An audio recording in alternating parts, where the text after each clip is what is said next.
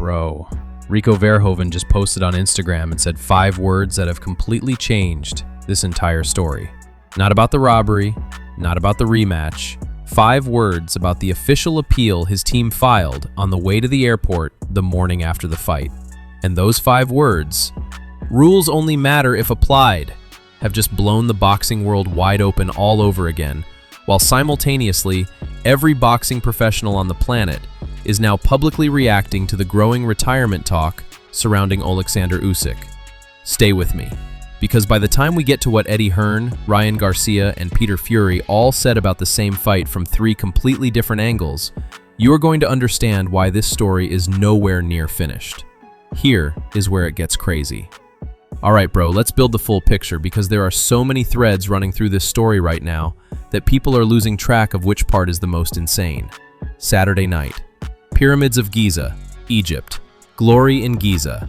Oleksandr Usyk, undefeated, 25 wins, 2-time undisputed heavyweight champion, beat Anthony Joshua twice, beat Tyson Fury twice, defends his WBC heavyweight title against Rico Verhoeven. A kickboxer with 1 professional boxing fight on his record from over a decade ago. The whole world called this a stay busy fight, a spectacle, a payday at a historic venue before a bigger fight. No cap, what unfolded over 11 rounds was one of the most stunning performances the heavyweight division has seen in years from a supposed underdog. Rico came in with a complete game plan built by Peter Fury, Tyson's uncle, and executed it round after round.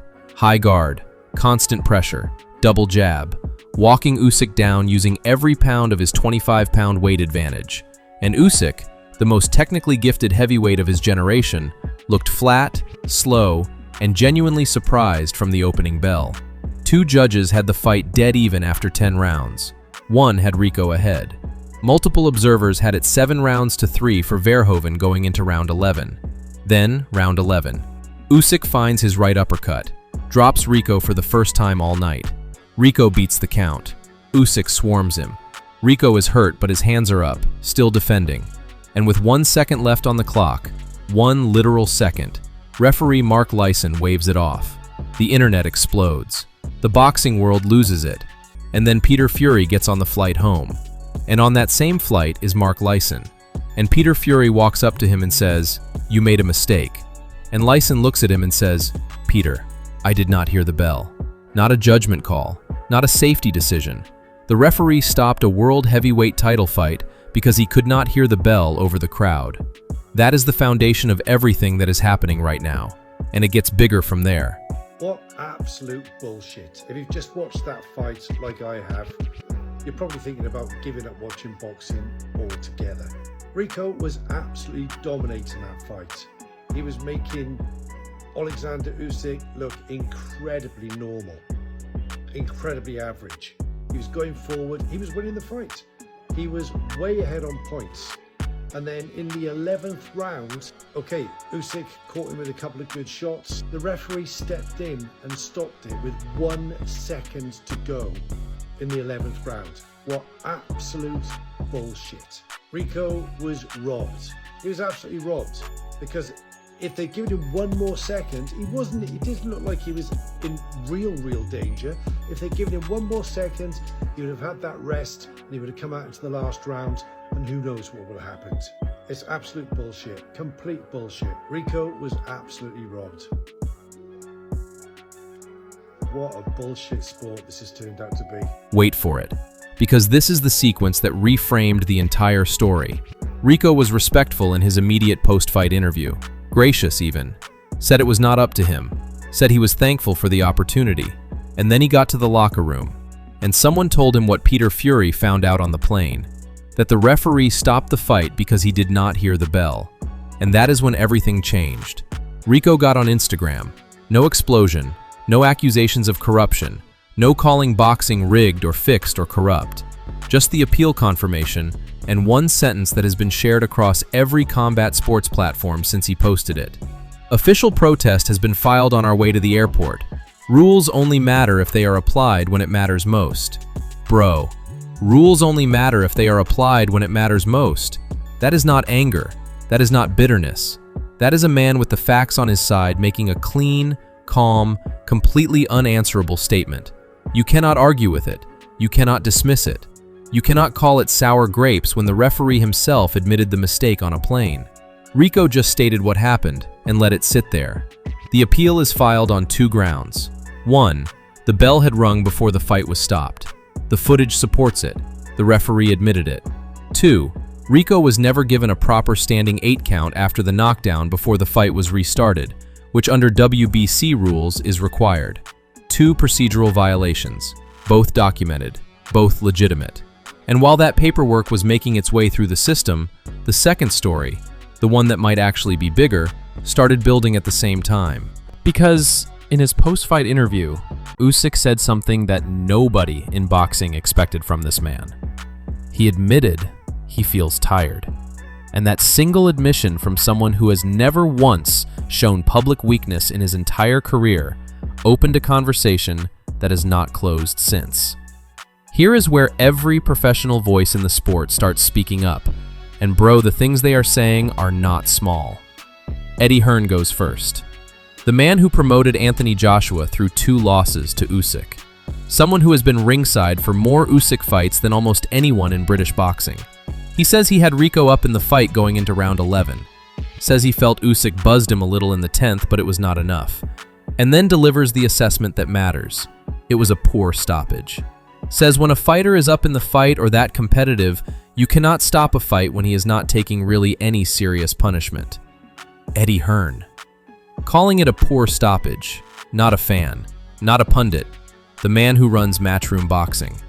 That is a professional in the sport making a measured call. Then Ryan Garcia, who avoided going fully at the referee, smart given his own history with boxing officialdom, but still said the thing. Rico fought his ass off, he says, had the style that was very confusing for Usyk and gave him a lot of problems. And then, if I am telling the truth, I believe the round ended. I thought the round ended. I believe the round ended. From Ryan Garcia, who was watching the fight, who confirmed what Peter Fury confirmed on a plane, what the footage confirms. The round had ended. Peter Fury himself, who has the most standing to speak on this of anyone, says the stoppage was premature, acknowledges Rico was tired and fatigued in round 11, asks the question out loud, could he have made it to round 12? Probably not. But the stoppage was still wrong. That nuance matters because it is the most honest assessment anyone connected to Rico's corner has given. Not pretending Rico was fresh, just saying he deserved the chance to find out. And then the retirement voices. Alex Krassyuk, Usyk's former promoter, a man who knows him more intimately than almost anyone, goes on camera and makes a direct public plea. Says if he was there to advise Usyk, his next opponent would be his wife Katerina, his daughters, his sons. Go home. It is better to leave 1 hour before than 2 minutes after. From the bottom of his heart, he wants Usyk to retire at his prime and be remembered as one of the greatest fighters of all time. Spencer Oliver says he will be missed when he retires. When, not if. Frank Warren gets emotional. Don Charles, a respected trainer who watched the fight closely, describes it as a nightmare unfolding round after round, waiting for Usyk to turn it on, and that moment never truly arriving. A nightmare unfolding. From a boxing trainer, describing watching the supposed best heavyweight alive struggle with a kickboxer in his second boxing match. That is a significant statement from a significant voice. Here is where it gets crazy. And this is the detail that ties the appeal and the retirement talks together in the most uncomfortable way possible. Before the fight, Usyk had already been thinking about the end. He told the Ring magazine that this was his plan, Rico first, then potentially 2 more fights before retirement. He named preferred final opponents. He used the word final. This man was already mapping his exit before he stepped into the ring with Rico Verhoeven.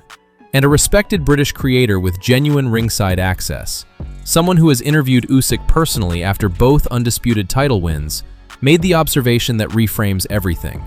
The first time he interviewed Usyk after becoming undisputed, the emotion was overwhelming.